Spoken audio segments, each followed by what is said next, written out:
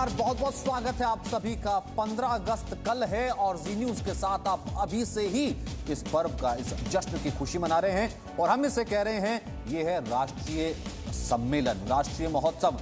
और जब पर्व इतना बड़ा हो, हम ये कहते हैं देश का सबसे बड़ा पर्व हो, तो कुछ कवरेज भी इसी तरीके से होनी चाहिए जिस तरीके से मीमांसा लगातार आपके साथ मौजूद है, तमाम एक्सपर्ट्स हमारे साथ मौजूद हैं, क्योंकि ये सिर्फ भारत नहीं है, ये न्यू इंडिया है, ये आत्मनिर्भर भारत है। और वही सब आपको इस वक्त हमारे सेट में भी नजर आ रहा होगा। मेक इन इंडिया का शेर भी है मीमांसा जी, ये देखिए तिरंगा भी है, we the people of India भी है, अजय भाई की बहुत शानदार हमारे को कंपनी है, हमारे साथ एक्सपर्ट्स हमारे तमाम मौजूद हैं, रफेल भी है। जी हाँ, दे सलामी उस तिरंगे को जिससे तेरी मेरी शान है। देखिए, ये वतन न तेरा न मेरा न उसका न इसका, ये वतन सबका है। और आज हम सलाम कर रहे हैं उन जांबाजों को जिन्होंने अपने प्राणों की आहुति दी इस देश की हिफाजत के लिए, क्योंकि आज उनको नमन करने का दिन भी है। और साथ ही साथ हम कह रहे हैं कि राष्ट्रीय महोत्सव है, क्योंकि टेंट से राम लल्ला को आजादी मिल गई, ये उसका भी राष्ट्रीय महोत्सव है। और विस्तारवाद के संक्रमण से देश को आजादी मिल गई, ये उसका भी राष्ट्रीय महोत्सव है। और इसीलिए हम कह रहे हैं कि ये 74वां स्वतंत्रता दिवस हर मायने में खास है। ये बदलते हुए भारत की तस्वीर है, ये बदलते हुए भारत, नए भारत का परिचायक है। और ये जो प्रतीक आप देख रहे हैं, जिन्होंने हमारा मार्गदर्शन किया इस विकास के पथ पर अग्रसर होने के लिए, उन प्रतीकों को भी याद करने और उनको नमन करने का दिन है। और यहाँ पर हमारे साथ खास मेहमान हमारे प्रांगण में मौजूद हैं। आज हमारे साथ स्वामी दीपांकर जी हैं, साथ ही साथ आप शास्त्री विजय सरदाना जी को देख रहे हैं, मेजर जनरल एसपी सिन्हा रक्षा विशेषज्ञ के तौर पर इस वक्त हमारे साथ हैं। क्योंकि हमारे देश के जब विकास की बात करते हैं तो हम धार्मिक पहलुओं, रणनीतिक पहलुओं और रक्षा पहलुओं को समेटते हुए बदलते हुए भारत की आज बात कर रहे हैं। स्वामी दीपांकर जी, आपसे शुरुआत करते हुए, राम लल्ला को टेंट से आजादी मिली दशकों के संघर्ष के बाद, सदियों के संघर्ष के बाद, तो ये स्वतंत्रता दिवस हर मायने में खास हुआ ना? मुझे लगता है कि 500 साल की प्रतीक्षा और उसके बाद की आज़ादी तो निसंदेह ये महोत्सव आज़ादी का भी है, स्वतंत्रता का भी है। और मैं तो ये भी कहूँगा कि ये राम के देश में रफेल के स्वागत का भी ये पर्व है। और ये पर्व बहुत आसानी से नहीं, इस पर्व के लिए भी बहुत सी प्रतीक्षा रही मीमांसा। और इस प्रतीक्षा में अब बदलते हुए भारत में अगस्त की क्रांति आप इसे कह सकते हैं, जो कि 5 अगस्त को हुई थी और अब 15 अगस्त को है। तो निसंदेह पूरा देश इसकी प्रतीक्षा भी होती है और प्रतीक्षा भी होती है, जिसका स्वागत निसंदेह कोई भाव से कर रहा है, कोई भाव की अभिव्यक्तियों से कर रहा। मगर मैं देखकर, और सबसे पहले आपको भी बहुत बहुत साधुवाद देता हूं जिन्होंने इस प्रांगण में समूचे भारत को समेट कर रख दिया, उसकी अभिव्यक्तियों को समेट कर रख दिया, तिरंगे से लेकर के राम लला तक और मेक इन इंडिया से भारत मां तक और उनके वीर सपूतों तक और योद्धाओं तक, सब आपने समेट कर रख दिया। आपको भी बहुत बहुत साधुवाद। और मैं स्वागत करता हूं 15 अगस्त की एक उससे पहले की बेला पर उन तमाम योद्धाओं का जो आज हम लोगों के पास तो नहीं है, मगर जहां भी होंगे हमें देखकर प्रसन्न हो रहे होंगे, प्रफुल्लित हो रहे होंगे और कह रहे होंगे कि निसंदेह तेरी धरती को चूमे गगन ए वतन। क्या बात है, ये नया भारत है ना सिन्हा साहब, जो कि विश्व गुरु बनना जानता है। ये नया भारत है जो कि आत्मनिर्भर बनना जानता है। और जैसे प्रधानमंत्री कहते हैं, विस्तारवाद में हम यकीन नहीं रखते हैं, लेकिन हाँ, कोई सामने आंख से आंख तड़ा के बात करता है, उसको जवाब देना भी जानते हैं। ये रफाल शायद इसीलिए। जैसे भगवान राम 16 गुणों से संपन्न थे, वैसे यदि भारत विश्व गुरु बनना चाहता है तो सभी गुणों से संपन्न होना पड़ेगा। वो गुण क्या क्या हैं? गरीबी ना हो, पर्याप्त मात्रा में खाना मिले, आर्थिक विकास हो, डिफेंस इंडस्ट्रियल बेस हो, और जैसे एक कहावत है कि power comes through the barrel of gun. Power जो होता है, शक्ति, पहली बात तो है कि पूरा विश्व शक्ति को प्रणाम करता है। शनि से लोग क्यों डरते हैं? आपने किसी को हिम्मत देखा है कि कोई भिखारी आता है शनि के नाम पे दिखाता है तो आप पैसा लेकर के नहीं देते हैं? डरते हैं कि शनि पता नहीं क्या अनिष्ट कर देगा। तो शक्तिशाली की सब पूजा करते हैं। तो शक्तिशाली हम कैसे बने? जबकि military equipment state of the art हो, जबकि WET के जो अनुसार जितनी ऑथराइजेशन हो, जैसे इंडियन एयरफोर्स को 42 fighter jet air squadron authorised है, 42 के 42 होने चाहिए। मेरा तो ख्याल है कि 54 होना चाहिए। जब 18 साल कोई फाइटर जेट इंडियन एयरफोर्स को नहीं दिया जाता है, 2001 में AON acceptance of necessity sign होती है, और 2012 में रफाल को L1 घोषित किया जाता है, फिर भी सप्लाई ऑर्डर नहीं प्लेस किया जाता है। तो कहीं ना कहीं मैं ज़्यादा टिप्पणी करना पसंद नहीं करूंगा, मर्यादा क्रॉस करूंगा, लेकिन मैं ये कहना चाहता हूं कि जब तक फौज शक्तिशाली नहीं होगी तब तक देश सुरक्षित नहीं हो सकता। प्रधानमंत्री ने ही कहा था ना कि बलवान जो है वही शांति ला सकता है। हम शांति में यकीन रखते हैं, बलवान ही शांति ला सकता है। तभी कहा कि हमारी नीति विस्तारवाद की नहीं है। क्या कहा था प्रधानमंत्री ने उस वक्त, आइए पर सुनते हैं। विस्तारवाद का युग समाप्त हो चुका है। विस्तारवाद ने ही मानवता का सबसे ज्यादा हित किया, मानवता को विनाश करने का प्रयास किया। विस्तारवाद की जीत जब किसी पर सवार हुई है, उसने हमेशा विश्व शांति के सामने खतरा पैदा किया है। इतिहास गवाह है कि ऐसी ताकतें मिट गई हैं या मुड़ने के लिए मजबूर हो गई है। तो विस्तारवाद की जो नीति पर जो प्रहार हुआ है, वो तो दरअसल उसका रास्ता तो विजय सरदाना जी आर्थिक तौर पर चोट पहुंचाई गई है चीन को, कि जो चीनी एप्स हैं उन पर बैन लगा दिया जाता है, जो वहां से हम सामान आयात करते हैं, तो वो जो टेंडर्स में उनकी भागीदारी कम कर देना, यही एक बेहतर तरीका हो सकता है आर्थिक चोट पहुंचाने का। देखिए, आज हम आत्मनिर्भर भारत की बात कर रहे हैं। अगर हम देखें किसी भी समाज के जो डिफरेंट आयाम्स होते हैं, आज हम सांस्कृतिक रूप से आत्मनिर्भर हैं। हम दुनिया में किसी के भरोसे नहीं है कि संस्कृति क्या होनी चाहिए। धार्मिक रूप से हम आत्मनिर्भर हैं, सामाजिक रूप से हम आत्मनिर्भर हैं, नेचुरल रिसोर्सेज और प्रकृति के रूप में जितनी विशालता और विविधता भारत में, हम आत्मनिर्भर हैं। अब जो लास्ट फ्रंटियर है वो हमारा आर्थिक रूप से आत्मनिर्भर होने का है। और जब हम बात कर रहे हैं आर्थिक रूप से आत्मनिर्भर होने की, मुझे लगता है कि चीन एक हमारे सामने एक एग्जाम्पल बन गया है और ये हमारे को उस दिशा में फोर्स कर रहा है। और ये एक जिसे कहते हैं कोरोना और चीन, ये एक ब्लेसिंग इन डिस्गाइज जिसको हम बोलते हैं, कि एक ये भगवान की दी हुई अपॉर्चुनिटी है कि हम अब अपने आप को, भारत को आर्थिक रूप से आत्मनिर्भर कैसे बनाएं।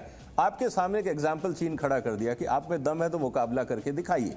और मुझे लगता है जिस तरह से आज भारत का हर नागरिक उस जोश के साथ है कि नहीं, मुझे अब आत्मनिर्भर बनना है, मुझे चीन पे निर्भरता कम करनी है, अंतर्राष्ट्रीय बाजारों पे निर्भरता कम करनी है। भारत सरकार का निर्णय कि नहीं, हम रक्षा क्षेत्र में भी आत्मनिर्भर होंगे। 101 प्रोडक्ट को जो हमने इंपोर्ट बैन किया, हम अपना खुद बनाएंगे। वैज्ञानिक दृष्टि से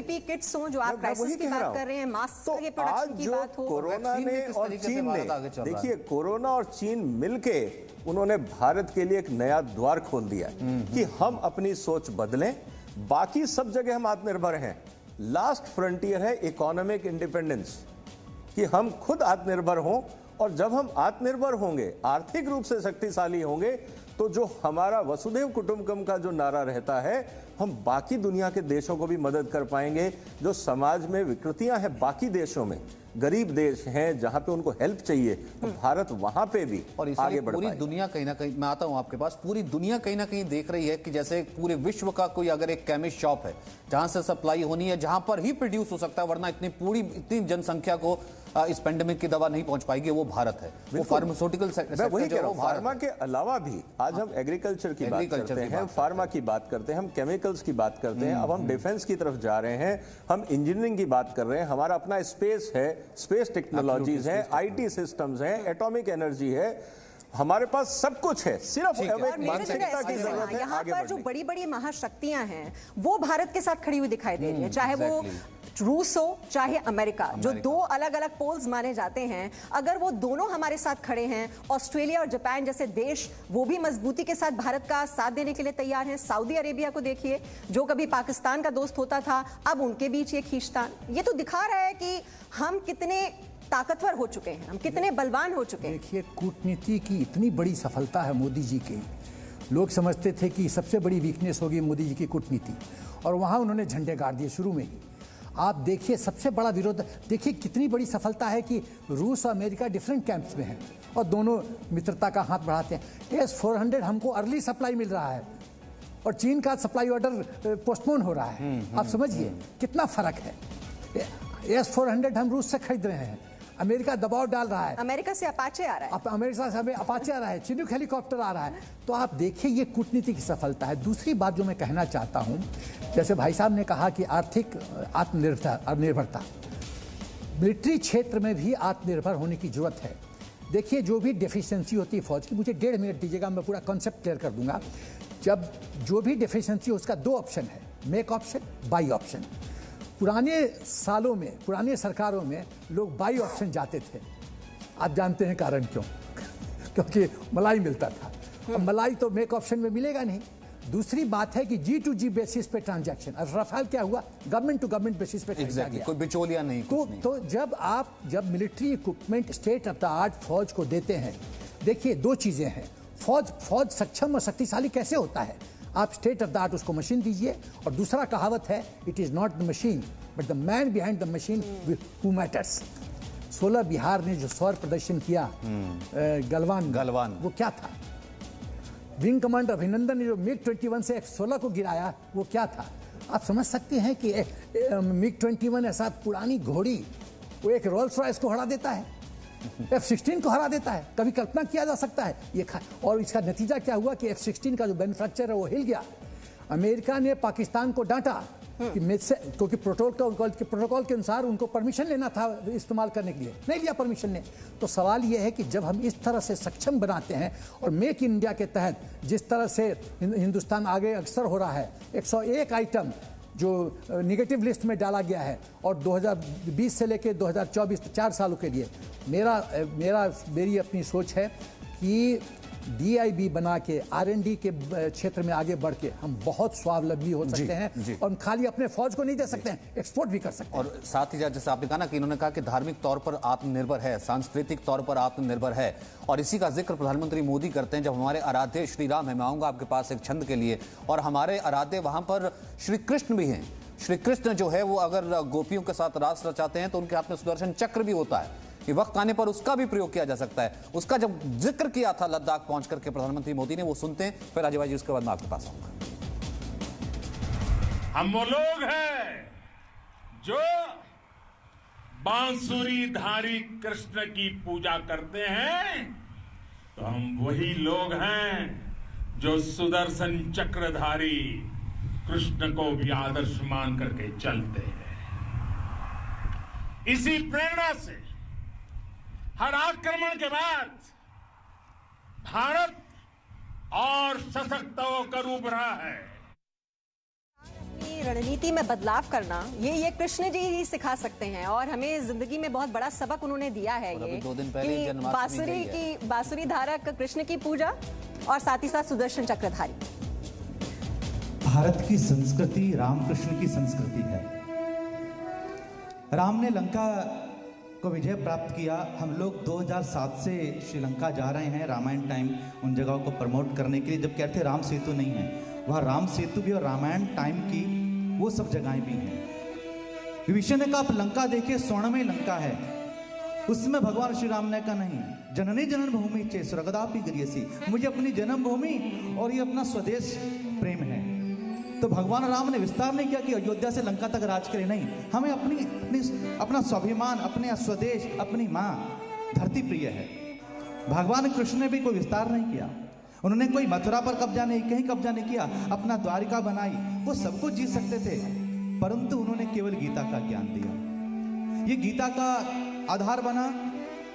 मुझे ध्यान आता है कि सुभाष चंद्र बोस जी गीता पढ़ रहे थे। आज हम जो अपने तिरंगे में चक्र देखते हैं, प्रारंभ में हमारे तिरंगे का प्रारूप बनाया भीकाजी कामा।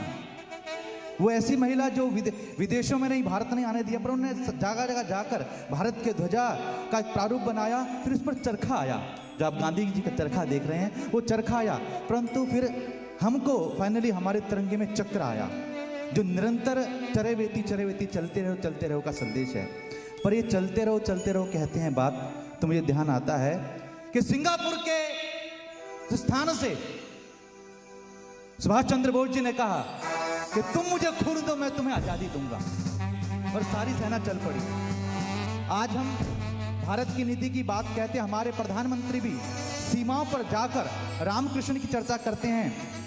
जब आजाद हिंद सेना के एक स्वतंत्रता सेनानी से मिले, एक वृद्ध से, तो उन्होंने कहा, बेटा नेताजी हमारे साथ चलते थे, आगे आगे चलते थे, और वो गीत क्या गा के चलते थे।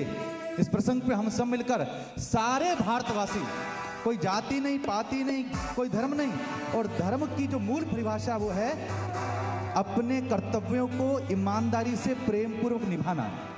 मैं जी के माध्यम से कहना चाहता हूं, अपने कर्तव्यों को प्रेम से और ईमानदारी से निभाना ही सच्चा धर्म है। और चलें 2 पंक्तियों में आजाद हिंद सैनिक बनकर हर भारतवासी अपने अंदर सैनिक जागृत करे और वही गीत गाए जो आजाद हिंद सेना का था।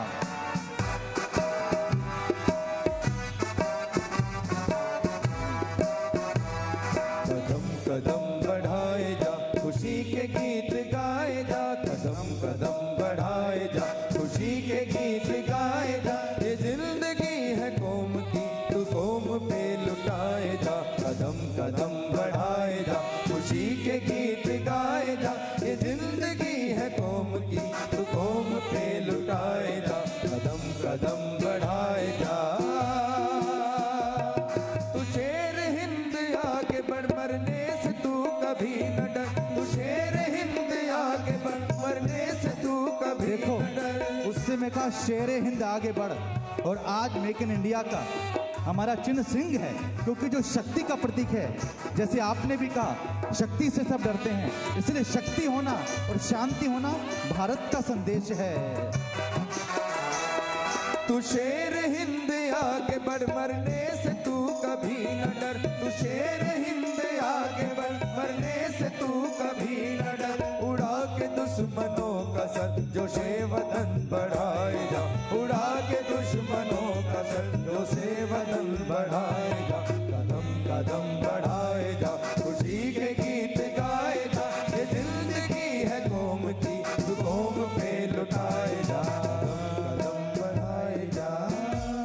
ये जिंदगी है कौम की, तू कौम पर लुटाए जा, अर्थात हम सब पहला धर्म हमारा भारत। कदम कदम बढ़ाए जा, और कदम कदम आगे ही तो बढ़ा रहा है भारत। देखिए ये अशोक चक्र भी है हमारे इस प्रांगण में, जो कि आप बात कर रहे थे प्रगतिशील और प्रवर्तनशील भारत की। तिरंगे के 3 रंग हैं।